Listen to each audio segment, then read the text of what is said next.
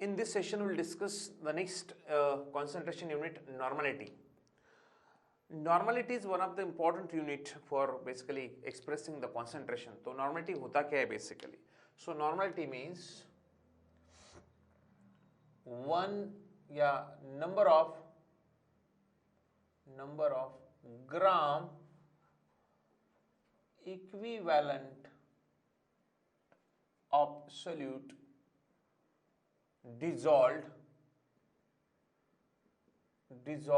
in 1 liter of solution.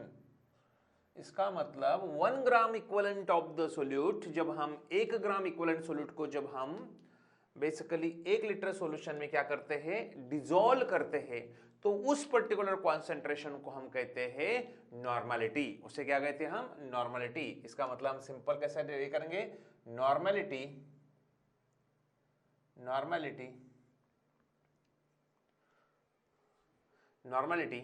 Is equal to number of gram equivalent of solute divided by volume of solution in liter. volume of solution in liter, right, जिसको हम basically अब यहां पर number of gram of equivalent का मतलब क्या होता है, तो ऑफकोर्स उसका मतलब होता है बेसिकली मॉलिक्यूल, जितना वेट हम सॉल्यूट का ले रहे हैं कितने इक्विवेलेंट, मतलब उसके इक्विवेलेंट वेट के कंपैरिजन में हम उसको कैलकुलेट करेंगे. तो नेक्स्ट फार्मूला क्या होगा, normality is equal to number of gram equivalent का मतलब होगा, जिसे मैं यहां पर लूंगा WB. अब यहां पर दो चीजें हम लोग A एंड B ऐसे सब्सक्रिप्ट यूज करेंगे. A फॉर हम लोग सॉल्वेंट के लिए यूज करेंगे, A for solvent and B for solute, right, solute. ये सब्सक्रिप्ट में यूज करूंगा, A for solvent and B for solute. So normality is equal to WB upon EB multiply by volume in litre. So what is WB? WB का मतलब यहां पर होगा, WB का मतलब होगा यहां पर, WB means wait of solute. EB का मतलब होगा इक्विवेलेंट वेट ऑफ सोल्यूट.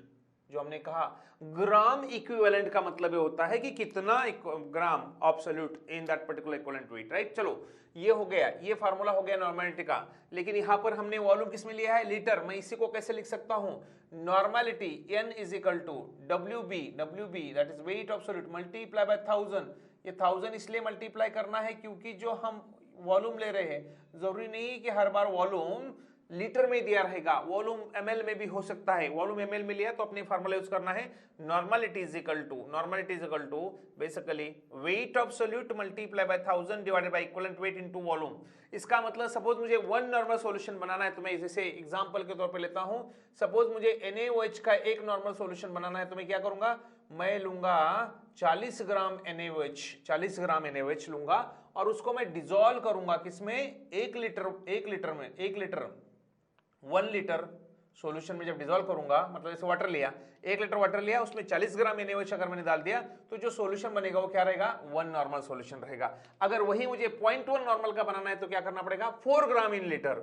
अगर वही मुझे सपोज 25 या 250 ml में बनाना है, तो मैं यहाँ पर ये फार्मूला यूज करूंगा और मैं वहां से कितना वेट लगेगा उतना नॉर्मल बनाने के लिए वो कैलकुलेट कर सकता हूं. तो इस तरह से हम नॉर्मलिटी कैलकुलेट कर सकते हैं किसी भी सॉल्यूशन के लिए. Right, there are various formulae to calculate the normalities. अलग अलग फार्मूलेज रहेंगे नॉर्मलिटीज के लिए. यहाँ पर हम सिर्फ रिलेशंस डिस्कस कर रहे हैं. ये न्यूमेरिकल बेस्ड क्वेश्चन, ये सारी जो चीजें हम डिस्कस कर रहे हैं न्यूमेरिकल बेस्ड, इसलिए सारे फार्मूलेज डिस्कस कर रहे हैं ताकि इंटर कन्वर्शन करते हुए हमें बहुत इजी हो सके, राइट. दो ऑफ कोर्स नॉर्मलिटी का नया फार्मूला रहेगा. In terms of strength of solution हम उसे कैसे कैलकुलेट करेंगे, तो स्ट्रेंथ ऑफ सॉल्यूशन के टर्म में हम कैलकुलेट कर सकते हैं normality is equal to strength of solution किसमें, लेकिन gram per litre, strength of solution gram per litre upon equivalent weight of solute, right. ये नया फार्मूला रहेगा। अगर स्ट्रेंथ ऑफ सॉल्यूशन दी है, स्ट्रेंथ ऑफ सॉल्यूशन दी है तो normality is equal to strength of solution in gram per litre divided by equivalent weight. ये नया डेफिनेशन आपका रहेगा। ये अगर आपको स्ट्रेंथ ऑफ सॉल्यूशन अगर आपको दिया है तो अपने इक्वेशन यूज करना है। अगर आपको वेट और वेट दिया है तो पूछा कितना, जैसे 3 grams of NaOH dissolve in 3 grams of NaOH dissolve in 1 liter of solution, find out the normality. तब पूछा तो यहाँ पर सिंपल आपका फार्मूला क्या होगा, 3 grams divided by equivalent weight of NaOH is 40 multiply by volume, जो वॉल्यूम दिया होगा उसको मल्टीप्लाई करना है। अगर लीटर में दिया तो ये फार्मूला यूज करना है, अगर ml में दिया तो ये फार्मूला यूज करना है। वहां से आप कैलकुलेट कर सकते हो कि इतना सब्सटेंस डिसॉल्व करने के बाद कितना नॉर्मल सॉल्यूशन बनेगा, उस पर्टिकुलर सॉल्यूशन की नॉर्मलिटी कितनी होगी आप कैलकुलेट कर सकते हो। उसके अलावा basically there are various formulas to calculate the normalities. अलग अलग केसेस में हम लोग नॉर्मलिटीज को कैलकुलेट करेंगे। This is basically the basic definition of normality कि number of gram equivalent of solute dissolve in 1 liter of solution is called as a normality of solution, and this way we can calculate the normality of solution for given sample. मतलब जो भी wait आपको दिया है उसके respect हम calculate कर सकते हैं। लेकिन उसके अलावा there are so many cases where normality is calculated. जैसे फॉर एग्जांपल हम लोग केस 1, केस 2, केस 3 से अलग अलग इसके लिए देते हैं। फॉर केस 1, अब अगर हमारा किसके लिए है, केस 1 लेते हैं हम लोग फॉर डाइल्यूशन। अगर डाइल्यूट किया गया मतलब बिफोर डाइल्यूशन और आफ्टर डाइल्यूशन नॉर्मलिटी क्या होगा, तो उस वक्त हम नॉर्मलिटी इक्वेशन यूज करेंगे जिसको हम कहते हैं N1V1 is equal to N2V2, right. ये रहेगा बिफोर डाइल्यूशन और ये रहेगा आफ्टर डाइल्यूशन। मतलब क्वेश्चन कैसा पूछाता है कि अगर आपको पूछा गया 1 और 0.1 normal HCl is diluted to मतलब in 50 ml is diluted to 250 ml, then find out the normality at 250 ml। तो आपको पता है ये बिफोर डाइल्यूशन क्या था, 0.1 मल्टीप्लाई बाय 50, ये बिफोर डाइल्यूशन था। 250 बनाने के लिए कितना नॉर्मल का सॉल्यूशन वो बनेगा। तो अल्टीमेटली इस इक्वेशन में बिफोर एंड आफ्टर करके आप क्या कर सकते हो, कैलकुलेट कर सकते हो। This is formula use for when the dilution is for dilution के लिए आप ये फार्मूला यूज कर सकते हैं। The next is nothing but suppose आपका केस टू कब हम कहेंगे, जब percent weight by wait and density of solution is given. जब वेट बाय वेट परसेंट आपको दिया गया है, वेट बाय वेट या मास बाय मास परसेंटेज आपको दिया गया है और डेंसिटी ऑफ सॉल्यूशन भी आपको दी गई है, तब आप नॉर्मलिटी कैसे कैलकुलेट करेंगे। तो बड़ा सिंपल सा फार्मूला होगा, normality is equal to right, normality is equal to percent weight by weight multiply by density of solution multiply by 10 divided by equivalent weight. This is a formula to calculate the normality when there is a weight by weight percentage is given and density of solution is given। मतलब आपको ये percent भी दिया गया है और density से 10% solution of H2SO4, 10% solution of H2SO4 having density 1.98, right, इस तरह का ग्राम पर सेंटीमीटर क्यूब ऐसा अगर दिया गया है और पूछा गया कितना नॉर्मल सॉल्यूशन बनेगा, तो ऑफकोर्स वेट बाय वेट में पुट करना है, मल्टीप्लाई बाय डेंसिटी से मल्टीप्लाई करना है, 10 डिवाइड बाय इक्विवेलेंट वेट उस कंपाउंड का पता रहेगा जिसका आपको कैलकुलेट करना है। तो ये इस तरह से आप कैलकुलेट कर सकते हो नॉर्मलिटी, जब आपको weight by weight percent and density given होगी। देन उसके अलावा there are so many cases over there जहां पर नॉर्मलिटी आपको कैलकुलेट करनी है जी। अब नेक्स्ट केस नंबर 3 क्या होगा, केस नंबर 3 हम लेंगे जब हम कहेंगे कि आपको 2 और मोर देन 2 एसिड्स और बेसिस आर मिक्स। मतलब जैसे कहा गया एक normal 25 ml HCl is mix with 0.25 normal 25 ml H2SO4। मतलब HCl और H2SO4 का अगर मिक्सचर दिया गया या NaOH KOH का मिक्सचर दिया गया, तब नॉर्मलिटी कैसे, रिजल्टेंट नॉर्मलिटी कैसे कैलकुलेट करनी आफ्टर मिक्सिंग। जब दो सॉल्यूशन को हम मिक्स करते हैं, चाहे वो 2 एसिड हो चाहे वो 2 बेस हो, 2 से ज्यादा एसिड या 2 से ज्यादा बेसिस को जब हम मिक्स करते हैं तब हम उसे कैसे कैलकुलेट करेंगे। तो of course next case is when 2 और मोर acids or bases are mixed। 2 या 2 से ज्यादा एसिड और बेसिस, और का मैंने एसिड और बेसिस मतलब 2 से ज्यादा एसिड्स या दो से ज्यादा बेसिस को जब हम ऐड करते हैं, मिक्स करते हैं, तो मिक्स करने के बाद रिजल्टेंट नॉर्मेलिटी क्या होती है, तो हम उसे कहते हैं रिजल्टेंट नॉर्मेलिटी। यहां पर मैं आर लिखूंगा, आर का एनआर का मतलब होगा यहाँ पर रिजल्टेंट नॉर्मेलिटी। रिजल्टेंट नॉर्मेलिटी जिस केस में मैंने दो या दो से ज्यादा एसिड या फिर बेस को ऐड किया, तो फिर मैं कैसे कैलकुलेट करूंगा, तो resultant normality is equal to N1V1 plus N2V2 plus dash dash, वो पता नहीं दो से ज्यादा भी हो सकते हैं, इसलिए NVN मतलब ये n तक हम कह सकते हैं। तो इसका फार्मूला रहेगा N1V1 plus N2V2 plus dash dash dash dash NNVN upon V1 plus V2 plus VN। ये फार्मूला यूज करेंगे हम रिजल्टेंट नॉर्मेलिटी यूज करने के लिए, यानी रिजल्टेंट नॉर्मेलिटी कैलकुलेट करने के लिए जब दो या दो से ज्यादा एसिड या फिर बेसिस को क्या किया जाता है, मिक्स किया जाता है, हम ये यूज कर सकते हैं। देन केस नंबर 4, अब यहां पर नंबर 4 का केस हम लेते हैं। इस केस में हम कहेंगे acid and bases are mix, right, acid and bases, ये क्या है, सिर्फ एसिड या सिर्फ बेसिस मिक्स किए, तो ये फार्मूला यूज करना है। But when acid and bases are mixed, जब एसिड और बेसिस आर मिक्स्ड, एसिड और बेसिस आर मिक्स्ड, दो एसिड और दो bases, it's not only acid और बेसिस, आपने याद रखना है दो सॉल्यूशन को मिक्स करने के बाद, दो अलग अलग सॉल्यूशन को मिक्स करने के बाद भी आप ये फार्मूला यूज कर सकते हो। यहां पर हम एसिड और बेसिस का कंसेप्ट इसलिए ले रहे हैं कि नॉर्मेलिटी की बात करें, लेकिन दो अलग अलग सॉल्यूशन के लिए भी आप ये फार्मूला यूज कर सकते हो। उसमें हम पहला केस लेंगे, हम कहेंगे सपोज हमने कहा NaVA, इसका A का मतलब होगा एसिड, नॉर्मेलिटी ऑफ एसिड और वॉल्यूम ऑफ एसिड अगर इक्वल है, normality of base and volume of base, right, volume of base मतलब दोनों के स्ट्रेंथ एक जैसे है और दोनों के वॉल्यूम भी एक जैसे है। मतलब जैसे मैंने कहा मैंने कहा HCl, एक नॉर्मल HCl 10 ml रिएक्ट कर रहा है एक नॉर्मल, या मैं मिक्स कर रहा हूं एक नॉर्मल NaOH 10 ml के लिए, मतलब दोनों का स्ट्रेंथ सेम है। उस केस में हम कहेंगे बेसिकली ये फार्मूला हम यूज करेंगे किसी भी इसका नॉर्मेलिटी कैलकुलेट करने के लिए, और ये हम यहां पर कहेंगे solution is neutral in nature. Solution कैसा रहेगा आपका, न्यूट्रल रहेगा जब दोनों के स्ट्रेंथ कैसे हैं, सेम है। एसिड और बेसिस जो आप मिक्स कर रहे हो दोनों के स्ट्रेंथ एक जैसे, वॉल्यूम एक जैसे, तो उसमें हम कहेंगे solution is neutral, because same strength के अगर सॉल्यूशन होंगे तो एक दूसरे को क्या करेंगे, वो न्यूट्रलाइज करेंगे। देन सेकंड केस यहाँ पर हम लेंगे, सेकंड केस में हम कहेंगे suppose NaVA is greater than NbVB। आप यहां पर solution 1 is greater than solution B, मतलब दो सॉल्यूशन को भी मिक्स करते तो जिसका नॉर्मेलिटी ज्यादा होगा उसे पहले लेना है, जिसका नॉर्मेलिटी कम होगा उसे बाद में लेना, मतलब आपको माइनस करना है। तो मैग्नीट्यूड के अकॉर्डिंग टू अपने डिसाइड करना है फार्मूला।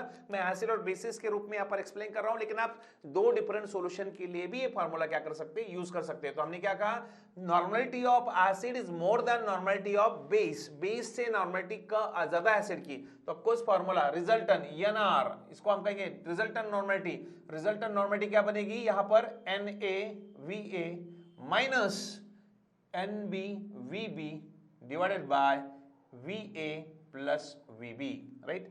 यहां पर अगर दो सॉल्यूशन होंगे तो दो सॉल्यूशन को अगर मिक्स कर रहे हैं तो याद रखना है जिसका नॉर्मेलिटी ज्यादा है, मैं एसिड और बेसिस की यहाँ पर एसिड और इसने दो अलग अलग सॉल्यूशन, मैंने डिफरेंट सॉल्यूशन की बात करता हूँ, ऐड किया, जिसका नॉर्मेलिटी ज्यादा है उसे पहले लेना, उसमें से जिसका नॉर्मेलिटी कम है उसको माइनस करना।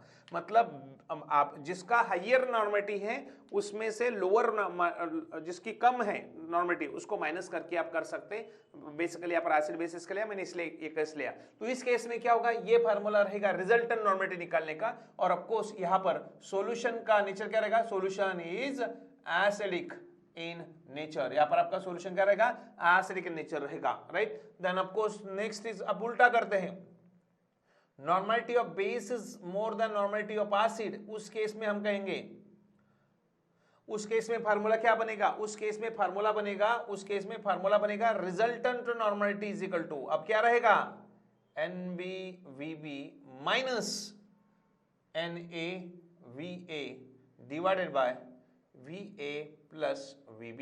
देखिए फार्मूला वही है, फार्मूला वही है, सिर्फ क्या हो रहा है, सिर्फ चेंज हो रहा है। जिसका मैग्नीट्यूड ज्यादा है उसको पहले लेना है, जिसका मैग्नीट्यूड कम होगा उसे बाद में लेना है। तो इसका मतलब यह क्या होगा, solution is basic in nature. आपका सॉल्यूशन का नेचर क्या होगा, पर बेसिक इन नेचर होगा। सो इस तरह से आप अलग अलग वे से क्या कर सकते हैं, नॉर्मेलिटी को कैलकुलेट कर सकते हो। चाहे वो वेट दिया हो तो, चाहे वहां पर स्ट्रेंथ दिया हो, स्ट्रेंथ ऑफ सॉल्यूशन दिया गया हो, चाहे वहां पर डाइल्यूशन किया गया हो, चाहे वहां पर परसेंट वेट एंड डेंसिटी दी हो, चाहे वहां पर आपने एक से ज्यादा या दो से ज्यादा एसिड को मिक्स किया या बेस को मिक्स किया।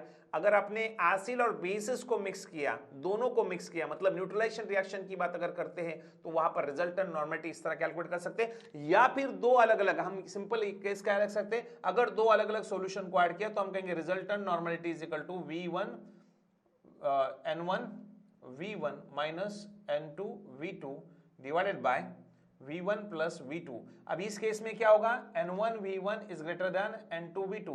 अगर मुझे उल्टा दिया होता तो मैं इसको क्या करूंगा, रिवर्स करूंगा। सिर्फ इतना याद रखना है, राइट। ये कंडीशन यहां पर इसलिए मैंने फार्मूला लिखा, कंडीशन उल्टा है, N2 V2 ग्रेटर है तो क्या करेंगे, N2 V2 minus N1 V1। आप इस तरह से दो अलग अलग सॉल्यूशन के लिए भी अप्लाई कर सकते हो, right. Then of course unit क्या होगा, इसका यूनिट क्या होगा, नॉर्मेलिटी का यूनिट इज वेरी सिंपल।